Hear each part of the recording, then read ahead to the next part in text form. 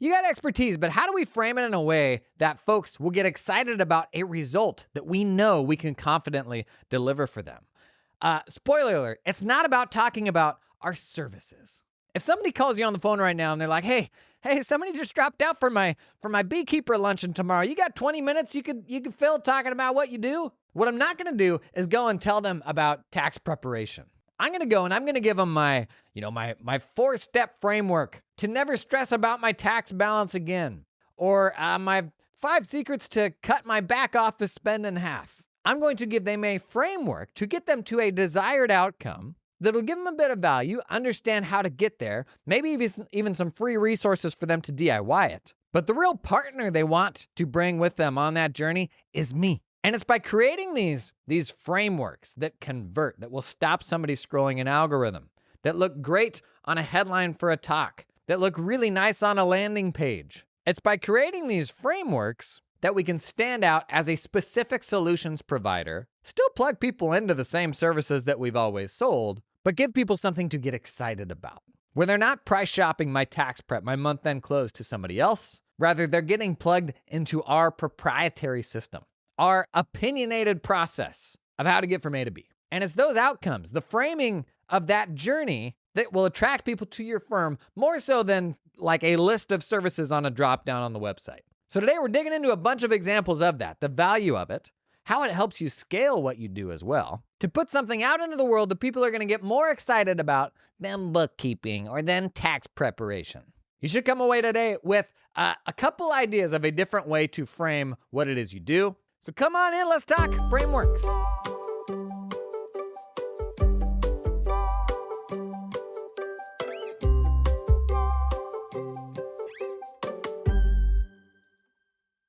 Okay, what's more exciting? Dental hygiene. Knowing that I need to get my teeth cleaned every 6 months, or somebody coming to you and saying, or a dentist coming to you and saying, hey, here's my 4-step process to having whiter teeth, brilliantly white teeth. I tell you what, that's more attractive than oral health, dental health. That's something that's going to convert better. And it may be a little contrived, but what could that look like? I mean, that could be step 1, brush 2 times a day. Step 2, use these specific white strips every quarter. Step 3, do like an initial whitening at my clinic. It is a framework, like an end-to-end approach to take someone, regardless of where they are, to a desirable destination. And that may start with, let's say a free dental cleaning. There's a growing number of dental clinics that'll do this. You can come in, get a cleaning totally for free. Why would they do that? Well, they have a framework that they've proven will upsell a really big percentage of people into the paid thing, into the ongoing service. But only if it's a compelling framework where somebody can get excited about that outcome. And believe it or not, there are all sorts of outcomes that the services we provide give to people. It'll look a little bit different for like industries with different types of headaches. For people in like this stage of life, maybe they're a new business owner and they've just never had to set money aside for taxes before because it always got withheld out of their paycheck before. Different frameworks are going to speak to different people, but if we have a notion in our head of what our dream customer ought to be, how do we craft a framework that'll get them way more excited than just saying, oh, you do taxes? That's fine. But if I can instead say, I take the guesswork out of what you're going to owe. I take the headache out of managing your back office because we'll do it for you. What is a very specific framework that solves a problem that they're feeling acutely? In your firm, you've got sort of this core ladder of services. Maybe it's accounting, maybe it's payroll, maybe it's tax, bill pay, advisory, whatever it is. And sometimes, especially if we are like the fulfillment people, the ones cranking on doing the work, it can be really hard not to just fixate on services. Oftentimes, that's how the work is managed internally, is on these service lines. But you know as much as I do that those services you're delivering, by and large, are not going to be all that much different to the way that other firms deliver the exact same services. Now, there may be exceptions to that, especially if you are specialized into a domain that requires a little bit of nuance in how you do that work. But that overfixation on services means you step into an elevator and somebody asks you what you do, what you're probably going to say is tax preparation, bookkeeping, something like that. But instead, if you are at a dental convention and you stepped into an elevator and a dentist steps in with you and they say, what do you do? If you say bookkeeping or tax, you are missing an opportunity. What you want is a framework that resonates with that avatar. So what are the big pains for dentists? They went to dental school because they like working on people's teeth, and they end up having to run a business and don't want to do all this back office stuff. So you could say, I run an accounting firm. We built a 4-step framework to get a day a week back of the doc's time to spend chairside while we manage the back office for them. And if they are, if they want to make more money, they'll be excited by that. But if they are like one of the type, which is most dentists that do not enjoy running the actual business and managing the people, they're going to be jacked about that. So for your dream customer, what is a result that they could get really, really excited about? And you won't get this right on the first try. You just won't. It's the sort of thing that'll take some iteration. And you can try different frameworks on social media. I mean, social is fantastic for like getting quick, immediate feedback of what lands and what doesn't land. But the beauty here, where social media and content and all that can feel like such a never-ending hamster wheel, the beauty here is the goal is to get to like a framework. You could have a few frameworks, but if you could get to a single framework and just crank on that thing, like that's what we're trying to get to. What is the highest converting framework that will attract people to my firm for the next 5 years? How do I run content around that framework? How do we run a monthly webinar around that framework? And the beauty of a framework is you can employ other people to tell the stories, to implement, to sell that framework. You now have a thing that's not just your technical expertise. It is the journey. It's telling people, here are the steps. We might do some of these steps. Other people might do some of these steps. But here's the steps to get to this outcome that I know you want, and we can help you get there. And if I instead am fixated on like the services that I sell, and I go into sales meetings, and then I'm like, how am I ever going to pull somebody else into sales meetings? And will they charge people as much as me? And like all those problems with the expectations, getting someone else to do things the same way that you would. If instead we're just selling them on a framework that then takes them down like a standardized onboarding journey, I mean, you could pull somebody in on contract and run those webinars every single week, do all those sales meetings for you, because you've actually defined, here's the thing that we're going to sell. Now, like a shocking number of things in business, almost everything can be boiled down to a framework. Most of these podcast episodes, most of my YouTube videos are a framework. It's like a numbered list. Here are the things that I think you could do to get from A to B. A listicle, I think, is a little different. A listicle is more like a roundup of things around a subject. A good framework gets you to a desired outcome in X number of steps. And you may find that there's actually a bunch of frameworks that are like different paths into the things that you do. But each framework ought to have like a landing page, tells you a little bit about more like each of those steps, maybe gives them a free resource to make that easier, but also has a call to action to help them implement it or to help them like pull you in to implement it. An example of this we've talked about quite a bit in the past is how Brandon Hall, a bunch of his practice was built around tax advisory work for real estate folks. And they would hold these webinars and they would actually give away this spreadsheet template to let people DIY their tax planning, which is like, what? You kidding me? Like that can't be DIY'd. And the version of it that we do absolutely can't be DIY'd, right? But if you can roll out this approach that says, here's how you can do this thing, and you give them something that is enticing enough to get them to like come in and engage, like that's how you hook them. Here's the framework. Here's a free version of the framework. And then here's how I can either get you there faster or get you there better, like do a better version of it. Today's episode is sponsored in part by LiveFlow, who just recently rolled out Zero support for the first time. Really exciting. Not familiar with LiveFlow? LiveFlow syncs your Cubio or Zero data into Excel or Google Sheets on a one-time basis, on an ongoing basis. Build out big old work paper templates and sync a whole bunch of data, your favorite reports from the accounting system out with the click of a button. Even then reuse those templates across different companies. Cool use case, actually. We're getting more into sort of lead magnets and attracting better clients in the podcasts, one of the themes that we're kind of going through. And so what's a like quick and easy lead magnet you could deliver to a specific type of potential client? It's something that you build out in a spreadsheet that gets them to some sort of conclusion. And all it requires is getting you access to the QuickBooks file. You run that like template with LiveFlow to pull all that data into a workbook that is ultimately a deliverable that can go to that lead to say, look at X, Y, and Z.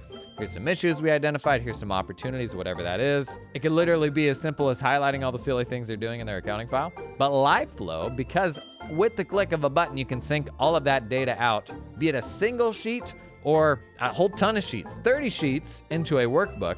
You can templatize what that looks like and then use it across as many clients as you want.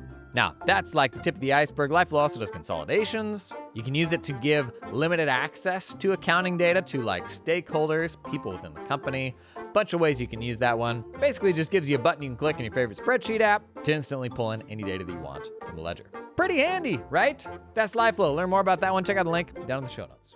Today's episode is sponsored in part by Team Up, your friends who are going to help you find talented accountants in the Philippines. And they got a newsletter where you can sign up, get a little bit educated every week about what it's like working with offshore team members, a distributed team, the questions you're embarrassed to ask. Just help little tidbits to your inbox every week. Whether you've done this yet or not, it's worth just learning what that looks like. Team Up actually just hired 2 new recruiters in the Philippines. They're up to 4 total, so they've got recruiters on the ground in the Philippines who will go out and track down folks who are going to be a fit for you. Team Up actually only launched last June. They've now worked with 85 firms, with one firm hiring 13 people. How's that for social proof? Honestly, that was my experience starting to hire folks in the Philippines. We got one and then we're like, okay, how quickly can we get a second? And we just kept going because we had such good luck. In fact, as you saw in my podcast episode where I drafted my first 20 people to a firm, like if I were to start a firm tomorrow, like 50% of my hires were in the Philippines. That's what I was doing in my firm when I left. That's how I do it again. We just got really, really good people. And Team Up helps you do that. Team Up's approach is to help you hire direct. So you're gonna work directly with that person rather than hiring a company who then employs the person. Team Up's approach is to hire direct. The other approach is called a BPO. Basically, the partnerships on all my content we've paired now to 2 companies, both who will find you accountants in the Philippines. One is a BPO, one is direct. Team Up is direct. I would say pros and cons to each. Team Up's doubling down on doing it direct. That's the way they like to do it. And if that's something you want to explore, you don't cut a check until you actually make a hire. So hop on a call with them, tell them what you're looking for, do some interviews. And if you're not absolutely blown away by somebody, don't make a hire, right? Worst thing you can do in this whole process is just learn more about what that looks like. So if you're interested in hiring folks direct in the Philippines, check out Team Up, link down in the show notes. Now, 2 specific thoughts here on frameworks to look out for. One, how you frame up this framework, like the story that you tell will make a really, really big difference in how it lands with people. So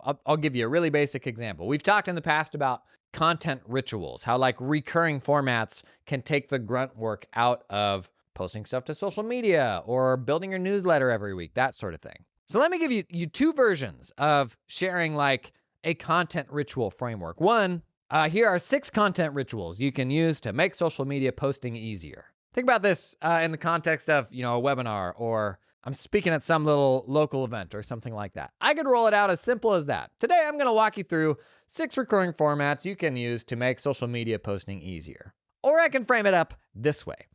I spent the last 3 years spending half of my time writing, posting to social media, getting it wrong, very rarely getting it right.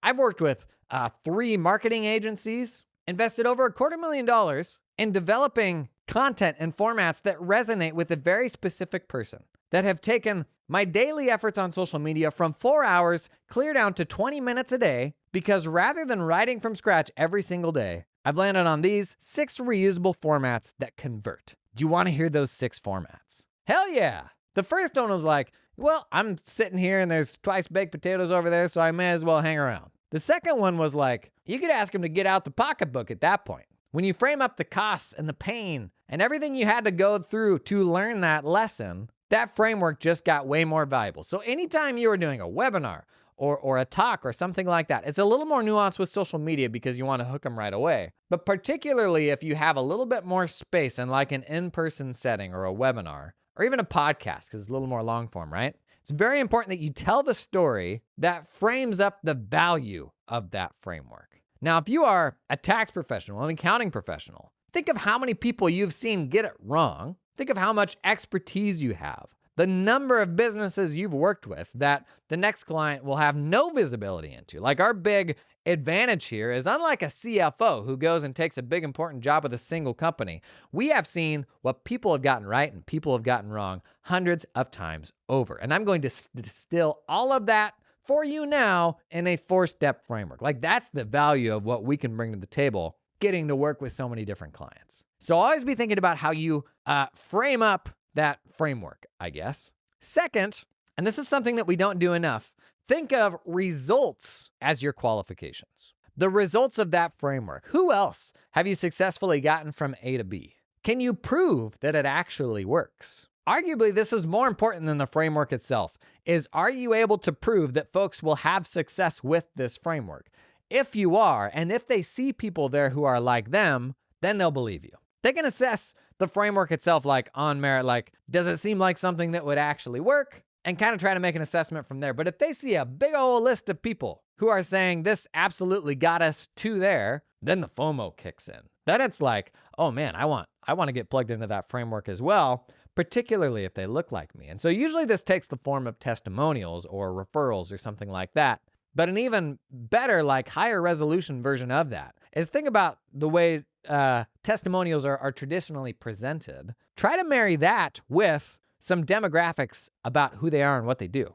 Caitlin ran a $1.2 million vet clinic. What are the metrics? What are the pains they were feeling before you took them to their desired outcome? Because if people coming into that funnel then see, oh dang, that's me right now. I've got the same thing that they do. That's me. They're gonna jump on that so fast.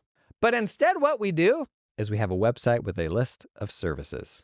Don't get me started on the website with the list of services, just how low that bar is right now. And so from a practical standpoint, you may be thinking like, okay, I'm into the framework thing. What does that look like practically? Where does that live? In most cases, it is a different landing page. So if yourfirm.com has whatever, your vanilla landing page, it's simply yourfirm / a landing page for this specific framework. This will convert so much more than your boring old generic landing page because it is speaking to a specific outcome that can be attractive to like your dream customers. So let's run through a few basic examples. How about like more of an advisory angled one? A 3-step framework to measure better things in your business without burning out, or to make your business more profitable without burning out, something like that. And so the framework is something along the lines of what gets you to having like 2 KPIs that are big profit levers. So like looking inside the business, if you could only pick 2 metrics of what are going to be the biggest profit levers in the business, those are your first 2 KPIs. And then the third KPI is something lifestyle driven. I used to do this with my clients. If they'd never really had KPIs before, we picked 2 business KPIs, 1 personal KPI, and we started there. And it always blossomed, but it was a simple starting point. And then we could play with the weights of each of those KPIs as well. So if they were feeling overwhelmed, we're going to weight that personal KPI higher. If they were feeling pretty good, we're going to scale that one back. And so we could present a version of this and say this is a 3-step, it could be however many steps you want, framework to drive profitability without burning out. And you can help them to discover what those ought to be. What should those KPIs be? Because that's kind of the tricky thing here. So you can give them a bunch of examples. You could maybe give them a tool where they could upload a profit and loss or something like that, and that may provide some possible KPIs. And so there's a version of this here that they can DIY, but if they truly believe that this can get them to the outcome that they want, they're going to go for a paid version where you walk through this through them. So on the paid version, I help you develop the 3 metrics. We work one-on-one. We figure out what those ought to be. But then there's a whole other version where maybe there's like just an accountability call each month. Don't even call it an advisory call. Say it's a 30 to 60 minute accountability meeting where you go through those KPIs and just see how things are going. Maybe there's a whole other version that's like a mastermind group where you connect them with 3 or 4 other people that are doing this same thing. Maybe you facilitate that mastermind group. It's a framework around an advisory offering where you can pull people in with something that's valuable, but if they truly believe that you're going to get them to the destination they want, they're going to upgrade. And so around that, you can build out like all sorts of different upgrades that are ultimately service lines that you have that are standardized, but it's the framework around it and the packaging of a desired outcome that ultimately pipes people into those service lines. This is the equivalent of instead of you getting into the elevator and saying, I'm a VCFO, you say, I've got a practice where we've got this kind of 3-step process that we love that's getting people to run more profitable businesses without burning out. And we've had like 150 people go through it, and we're just cranking on that right now. That's much more interesting than saying that you are VCFO. 2 other examples for you. This one's for tax firm owners, and then I got one for accounting firm owners. Here's the tax firm one. Say an X-step framework to always know what you'll owe in tax 12 months year-round. So right now, there's usually like a couple points where it's like there's this ta-da moment of what's the outcome going to be. And if they don't have good professional help and they've never had tax planning, they just have that one ta-da moment year round where the return gets put together and they may have absolutely no idea where they're going to be. And a lot of tax firms will do like year-end planning, right? Or maybe another check-in in the middle of the year as well. What I think we ought to do more of, like an opportunity here that's a unique framing, is truly a person being able to know where they're at 12 months around the year. And this doesn't mean running a full detailed technical tax projection all 12 months. You're still only going to do that maybe twice a year, 3 times a year. But every time you do that calculation, you have an expectation of where those drivers are going to come in. In most cases, that's going to be the profitability of the business. Could also be pay stubs. But whatever those drivers are, you do the big technical calculation, and then you're just ensuring that those drivers are on track. And if they change a bit, you're doing a kind of a rough calculation month over month to get you in the ballpark. Then a couple times a year, you do like a proper true up, like run the full projection. But at any point in time, they can come into a dashboard, a spreadsheet, whatever it is, and see, here's where I'm at right now. Here's how we are doing. And not unlike the tax planning example we talked about with Brandon Hall, where you can give somebody a template to do a DIY version of this, we could give them a spreadsheet that's like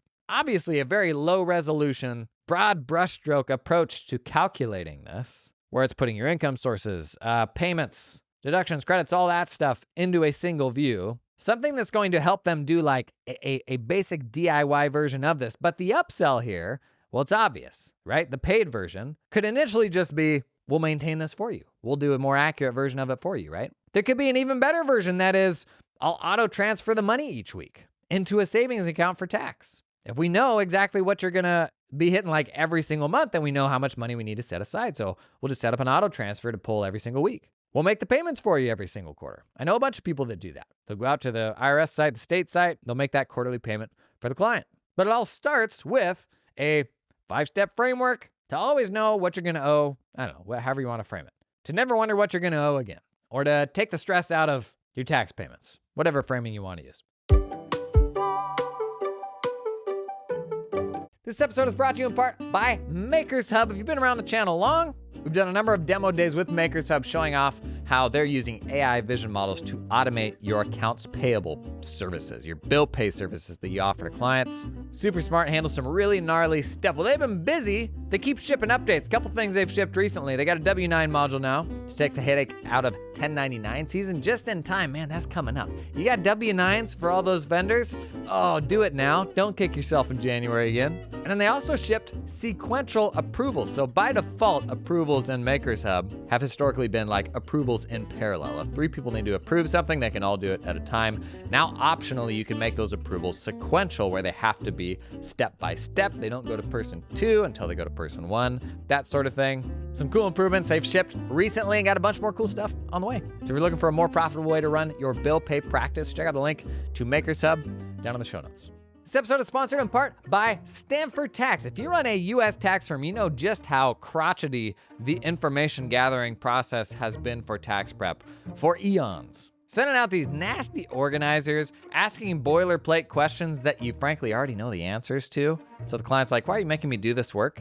Stanford Tax, they're gonna give you a super intelligent way to gather that information. Step 1, connect your tax software. Whatever your role, Assert, Pro Series, Drake, UltraTax, CCH Access. Import thousands of clients in under 10 minutes. Step 2, get personalized questionnaires, personalized to each client, includes prior year numbers, detailed document checklists, like based on the actual data from last year. Fast and easy for your clients to fill out. Do this for 1040s, but also 1120Ss, 1120s, 1065s. And then step 3, you get a PDF work paper of that client's submission. So you get a nice, tidied up, organized bookmark. It's got all the documents they uploaded, all the ways they answered the questions, all that stuff in a single place, so that prep process is already halfway down the road. I don't know, a ways down the road, and the client had a clean, straightforward, modern experience getting you that stuff. Stanford's one of a few companies using AI to innovate in how we approach our tax workflows. Learn more about that one. Check out the link to Stanford Tax down in the show notes. Okay, last one I got here. And with all of these, they are better the more specific you can make them. So I've used a few dental examples because that was the last niche I worked with. And so for an accounting practice, think about how you can target this to a specific type of person and the pains that they feel. Even if that isn't a domain that you've done a ton of work with right now, even if you're not ready to go whole hog and commit to this whole thing, this is a great way to get a specific type of client in the door, which is how all niches start. So test some frameworks to see what's most exciting to them. And it's got to be an outcome that you know you can confidently deliver. And then stand up a landing page. It's not your kind of root like main firm site. It is / whiter teeth in 4 weeks, whatever it is for you, right? Not that. And I think you'll be shocked actually how many more people you can pump through like a specific channel like this. So a framework example for accounting practices, I'm going to say I'm an accounting practice working with dentists. Let's say a 6-step framework to put dental clinic back office on autopilot. I could put any number of steps in here, stuff like, pulling in a third-party billing service, delegating bill pay to a bookkeeper, hire a payroll professional. I don't know, whatever things you think are the right thing to do here that are going to take the pressure off of the dentist to do this.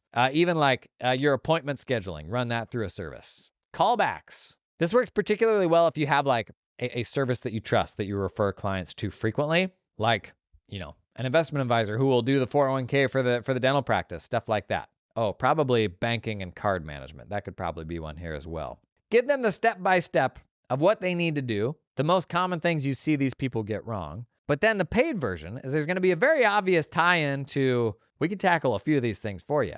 And we got referral partners that can do the others as well. It is like a proprietary wrapper on something that we all do. And the one of the pushbacks on specialization is always, it's just marketing. Yes, it is. So is word of mouth. People find you via marketing. And I'm real hot right now on kind of what are the macro things in our business that we don't pay attention to as we are, especially as tax folks are like bearing down on a tax deadline. How do we ultimately, as things slow down, like remove ourselves from the day-to-day workflow to be more mindful of the roster? Because ultimately, running a profitable practice boils down to who is on the client list more than anything else. Like, to go back to the baseball analogy, if you got a roster of crappy baseball players, you're not going to win any games. It doesn't matter how much work you do on the players themselves. Yes, you can make them better, but you're never going to fix them to go from a really bad player to a really good player.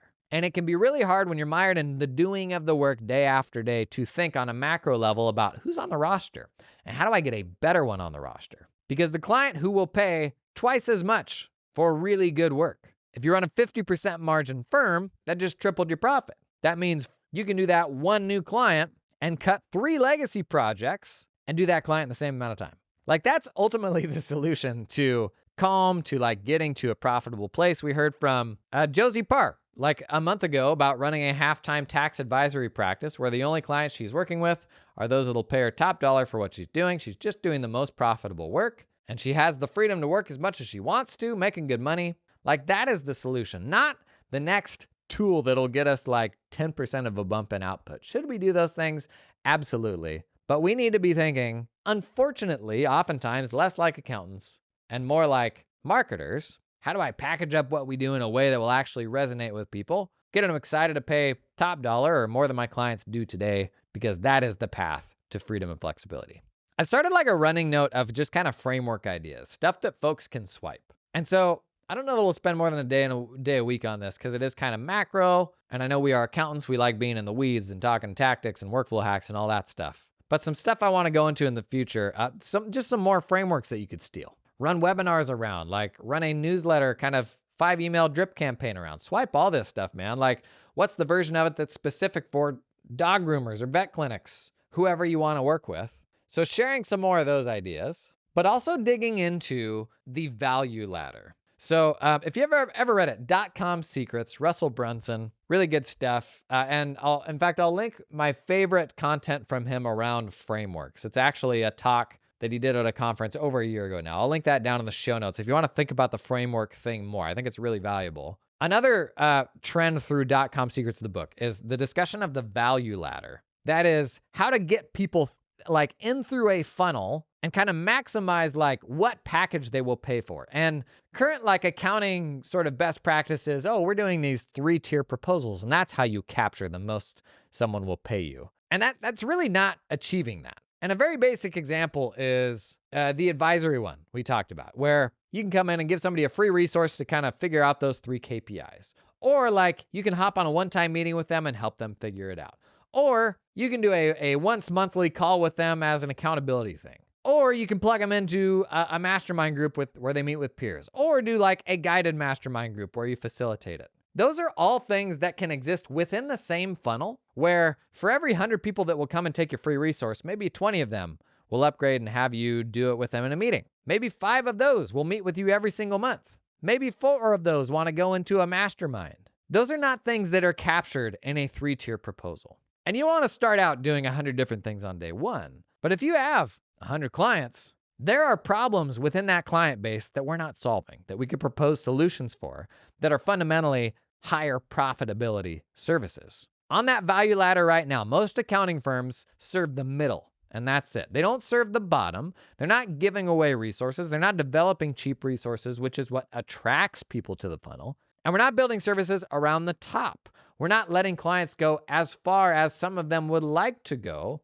when we have solutions for pains that they will happily pay for. We just like homogenize something in the middle that is kind of the center of the normal distribution of what will people pay me to support them to do. But as we talk about, oftentimes in the framing of selling tax advisory work, if you can get one client to pay you really, really well for tax advisory work, that can remove like 2 or 3 other clients. Like in the same time, that profitability is so much more. So how do we build out that value ladder in our firms a little more? To build out the bottom of the value ladder, to pull more people into our funnel, to have a greater flow of leads so that we have greater selectivity in who we want to work with, right? Have better clients. You may have plenty right now, but we can all use better clients. But then how do you explore building out the top of that a little more? Like, what would it look like to have sort of an inner circle of clients who are paying more for greater access to you, and that giving you the flexibility to cut a lot of the work that isn't all that profitable and the clients that are not ultimately going to climb that value ladder? I think this is a big deal for both firms, big and small.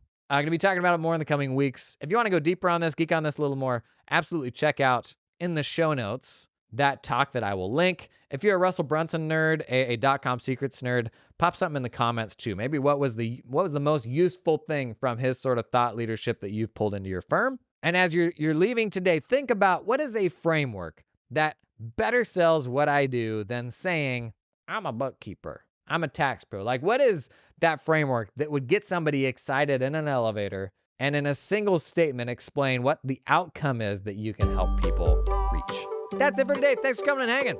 I'll see you back here tomorrow.